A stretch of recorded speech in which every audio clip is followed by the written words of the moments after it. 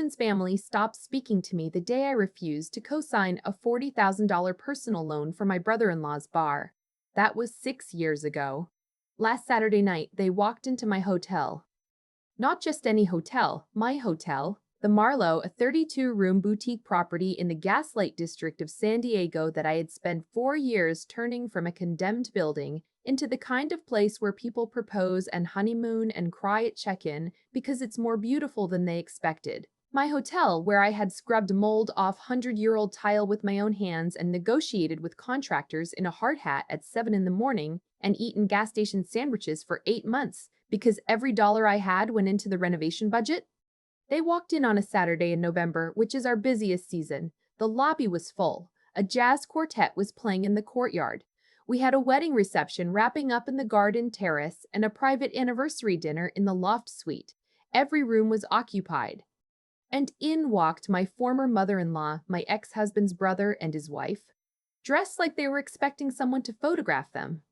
Before I tell you what happened that night, let me tell you where I was 6 years ago when this family decided I no longer existed. My name is Avery, and I am 31 years old. 6 years ago, I was 25, recently married to a man named Elliot, and living in a 2-bedroom apartment in Chula Vista that we split the rent on while I finished my hospitality management degree and worked the front desk at a mid-range airport hotel. We were not wealthy. We were building. I thought we were building together. Elliot's younger brother, Devin, had an idea for a sports bar in the East Village. He had the concept, the energy, the absolute certainty that this was going to work, and $0, zero credit history, and zero collateral. What he had was a family who believed in him and a sister-in-law who happened to be the only person in the extended family with a decent credit score. My father-in-law, Hugh, called it a formality. My mother-in-law, Roberta, called it an investment in the family. Elliot sat quietly at the dinner table while they explained to me why putting my name on Devin's $40,000 small business loan was the right thing to do, the loving thing to do, the thing a real member of this family would do without hesitation. I said no.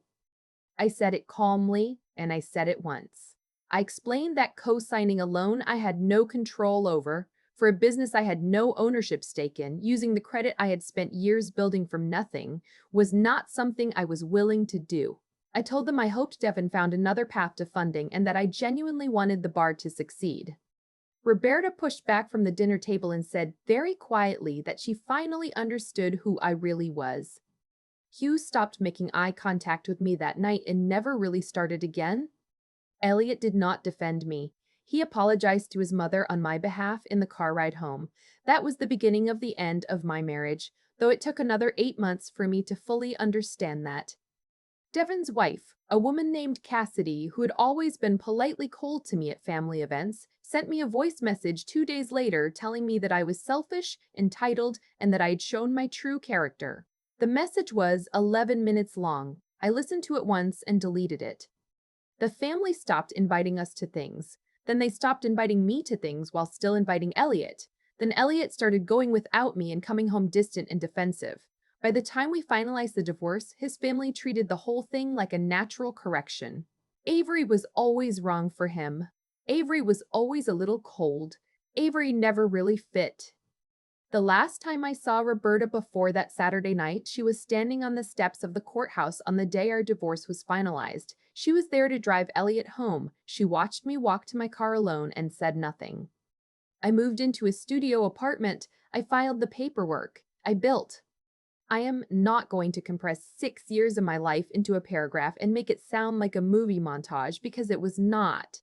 It was slow and it was exhausting, and there were months where I questioned everything. But I had a plan, and I am the kind of person who holds on to a plan the way other people hold on to prayers. I had been fascinated by historic boutique hotels since I was a teenager.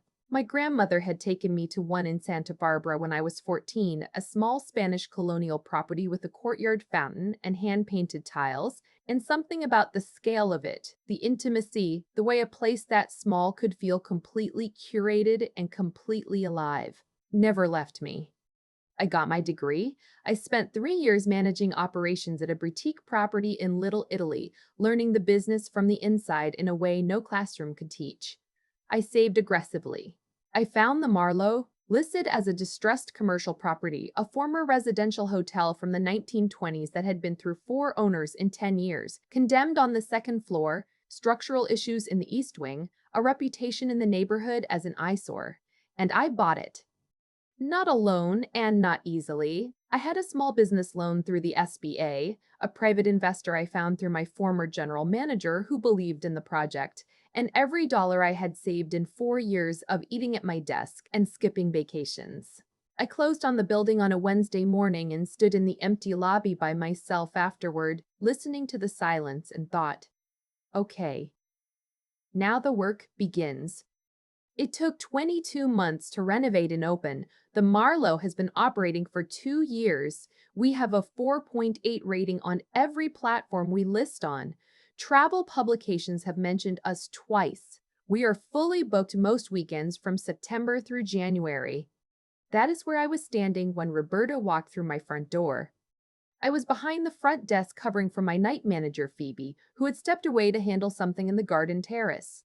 The lobby was warm. The quartet was playing something slow and bubbly in the courtyard. I had a glass of sparkling water in my hand, and I was reviewing the next day's arrivals when I felt the shift in the room the way you feel a change in weather before you can name it. I looked up. Roberta came in first. She is a small woman, immaculate, the kind of person who has never in her adult life worn a wrinkled shirt. She was dressed for dinner somewhere expensive. Behind her came Devon, broader than I remembered, wearing a blazer over a t-shirt, scanning the lobby the way men do when they are deciding whether a place is worth their approval. And then Cassidy, his wife, in heels she was clearly struggling with on the uneven historic tile, clutching a small handbag and looking around with the practiced expression of someone who had already decided to be unimpressed.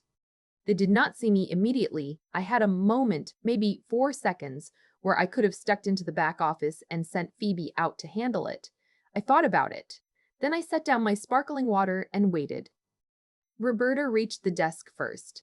She looked up and her face did a thing I cannot fully describe. It was not shock exactly. It was more like the expression of someone who has stepped off a curb expecting solid ground and found empty air. "Avery," she said. "Roberta," I said. "Do you have a reservation?" She blinked. "We would like a room. 3 nights." I looked at my screen. We're fully booked through Tuesday.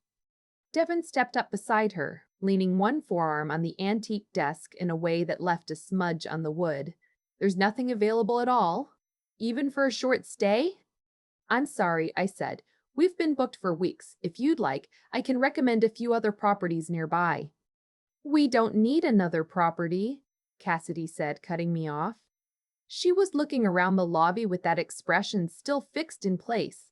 "Honestly, the rooms here are tiny anyway. I've seen the photos online. I don't know why this place gets so much press." "It's very." She moved her hand in a small circle, searching for the word quaint. Roberta touched Cassidy's arm lightly, which was the closest she had ever come, in all the years I knew her, to telling her daughter-in-law to stop talking. Then she looked back at me. "Avery," she said, and her voice shifted into something softer. "We've been traveling all day. We drove up from Phoenix. We didn't think we'd need a reservation for a hotel this size." She paused. "Surely there's something you can do." I looked at her steadily. "There isn't," I said. "I'm sorry for the inconvenience." Devon straightened up from the desk. "Is there a manager we can speak to?" "I'm the owner," I said. The lobby felt quieter than it actually was. Devon looked at me for a long moment. I could see him recalibrating. "You own this place." "I do." Cassidy made a small sound that was not quite a laugh. "Well," she said, "good for you." Roberta recovered fastest. She clasped her hands together in front of her, the gesture she always used when she was about to say something she had rehearsed. "Avery, I think we got off on the wrong foot just now. We're tired from the drive and we should have planned better. That's on us. But listen," she glanced around, lowering her voice. We're going to be in San Diego for a few days for Devon's business meetings, and we really would prefer to stay somewhere like this rather than a chain hotel. If you could just check one more time whether anything has opened up, I would really appreciate it. Nothing has opened up, I said. Devon put his hands in his jacket pockets and tilted his head. We're family, Avery. I let that land for exactly 1 second. We haven't spoken in 6 years, I said. He started.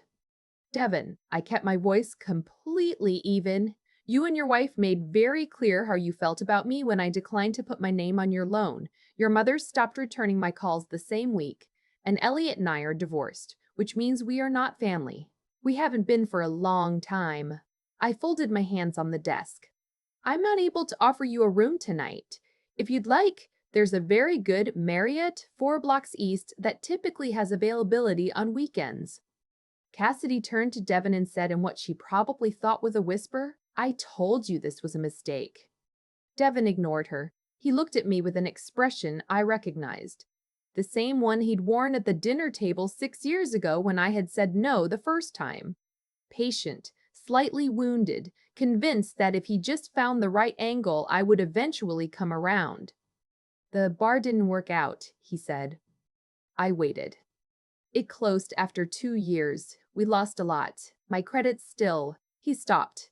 It's been hard. We're trying to get things back on track, which is what these meetings are about, a new business venture.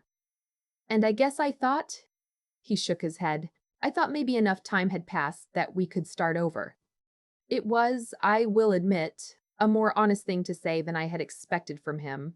It landed somewhere real. But honest does not mean free of consequence, and I had not built this place by making decisions based on what was easiest in a given moment.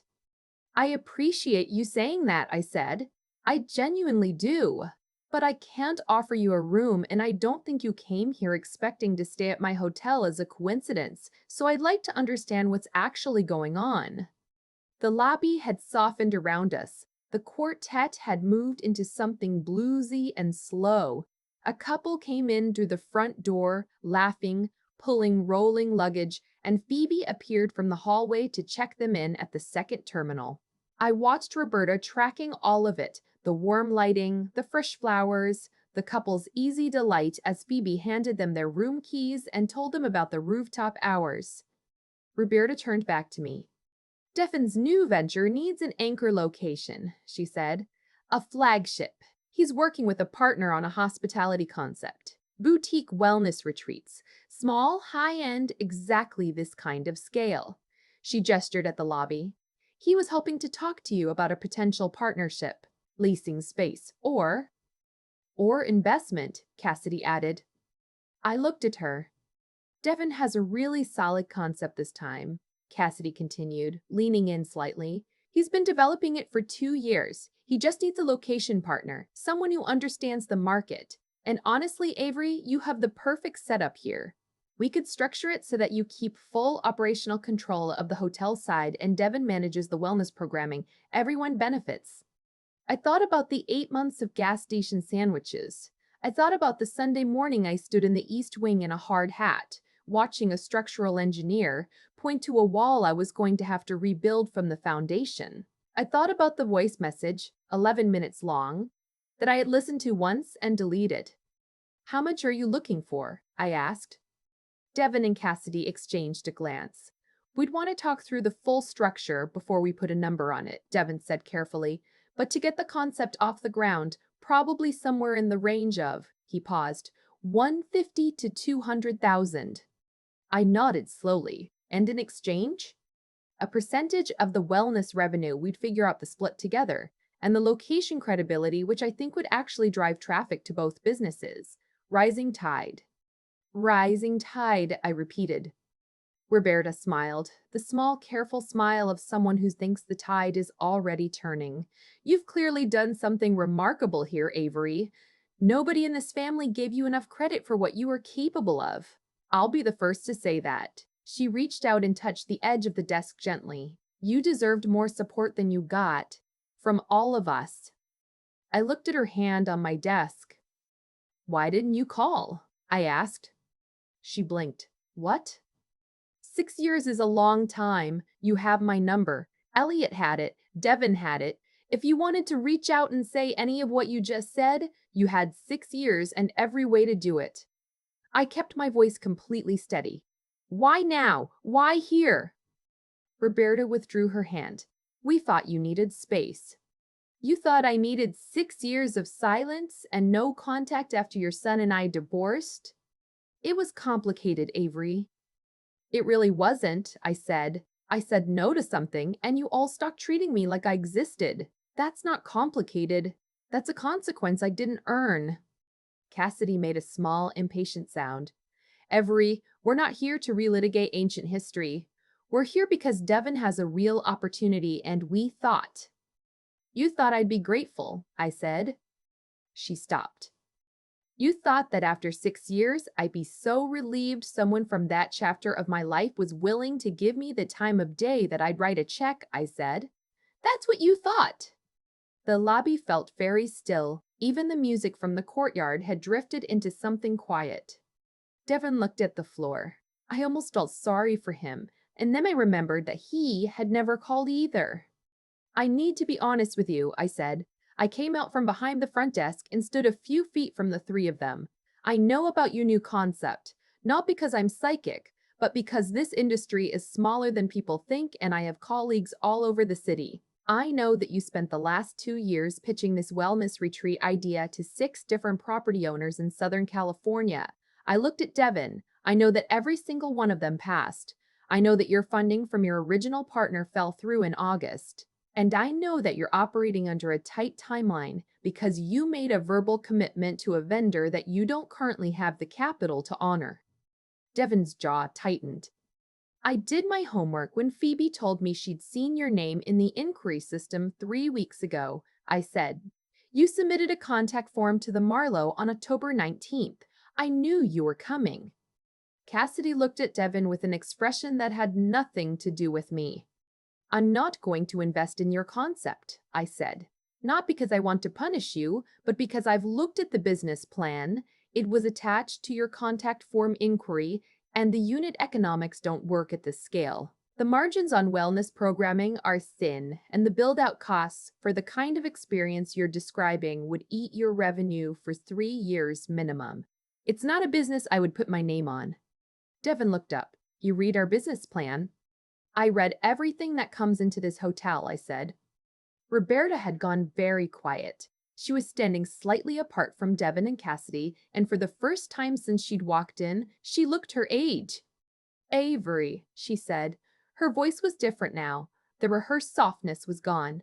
I owe you an apology. A real one, not wrapped around a favor. I waited. I handled everything badly. After the divorce, after the loan, I took Elliot's side without really looking at what my side actually was. I told myself I was being a good mother, and I probably was, but I wasn't being a fair person. She pressed her lips together. I should have called you. The thing about a genuine apology is that it has a specific weight. It doesn't feel like a gift. It feels like someone handing you a stone and trusting you to put it down gently. I stood there with that stone and thought about what to do with it. I believe you, I said, and I accept that. She looked relieved. But it doesn't change my answer, I said. I can't help Devon's business. I won't. Devon nodded once sharply. Understood. Cassidy picked up her handbag. She still hadn't apologized for the 11-minute voice message, and I did not expect her to. Some people spend their whole lives moving forward without looking back, and they don't even know what they're leaving on the floor. The Marriott I mentioned is on K Street, I said. The Kimpton on 5th Avenue is also excellent. Tell them Avery at the Marlowe sent you, and they'll likely give you a rate. Devon looked at me for a moment. You really built something here. Yes, I said, I have. They left through the front door, Cassidy's heels unsteady on the tile, Roberta pausing at the threshold to look back at me with an expression I couldn't fully read. Then the heavy glass doors swung shut, and they were gone, and I was standing in my lobby with the quartet playing something warm and unhurried in the courtyard, and a full house sleeping peacefully upstairs. Phoebe appeared at my elbow holding a clipboard. Everything okay? Completely fine, I said. What do we have coming in for tomorrow's continental service? She handed me the clipboard, and I looked at the numbers and felt the ordinary pleasure of a business running exactly as it should. I want to tell you about the thing I understood that night, standing at my own front desk. When I was 25 and sitting at that dinner table saying no, I thought I was protecting my credit score. I was. But I was also doing something harder to name. I was refusing to let someone else's emergency become my permanent obligation. I was drawing a border around the life I was trying to build and saying, I matter enough to protect this. Nobody in that family understood that. They heard selfishness. What I was speaking was survival. 6 years later, the woman who couldn't afford a room at the hotel I built came to ask me to fund her husband's second attempt at a business idea. She called it a partnership. She called it a family reunion. She called it, at one point, a rising tide. What it was proof that the border I drew at 25 was the right one. I am not interested in the version of forgiveness that asks you to pretend the past didn't happen so that someone can be comfortable in your present. I am not interested in being gracious in ways that cost me things I built with my hands. Real forgiveness, I've come to believe, is quieter than people make it sound. It's not a ceremony, it's just the moment when you realize the person who hurt you has stopped living rent-free in your chest, and you can look at them standing in your lobby and feel nothing but clear. That's what I felt that night. Clear. I finished my shift, locked the front desk, walked up to the rooftop to check on the heating lamps for the morning, and stood for a moment looking out at the lights of San Diego spread out below me. The harbor was dark and still. Somewhere out there, a hotel room I could not offer was being slept in by 3 people who had spent 6 years not thinking about me at all. I thought about my grandmother in the hotel in Santa Barbara with the courtyard fountain and the hand-painted tiles, and the 14-year-old version of me who looked at that place and thought, somehow, someday, I want to make something like this. I pulled my jacket tighter and went back inside. The next morning, I was at my desk by 6, espresso in hand, when an email came in through the hotel's general inquiry form. It was from a nonprofit based in Chula Vista, a transitional housing organization for young women aging out of the foster care system. They were looking for a local business willing to host their annual fundraiser dinner. 40 guests one evening. They couldn't pay the venue fee but would provide significant community visibility. I read the email twice. Then I wrote back and told them the Marlowe would host the dinner at no cost. I told them we'd provide the space, the flowers, and the staff, and that if they needed a keynote speaker who had once lived in a studio apartment in Chula Vista and built something from nothing, I was available. Some doors you close carefully, and some doors you leave wide open for exactly the right people. There's a version of that Saturday night I used to imagine when I was still in the thick of building, the moment someone from that chapter of my life would walk through whatever door I had managed to open for myself and finally see what I had become. I used to think that moment would feel like winning. It didn't. It felt like clarity, which is quieter and more useful than winning ever is. When Roberta walked into the Marlowe and looked around my lobby, I didn't feel triumphant. I felt steady, and I think that steadiness was the real result of everything I had done in the 6 years between being dismissed at that dinner table and standing behind my own front desk.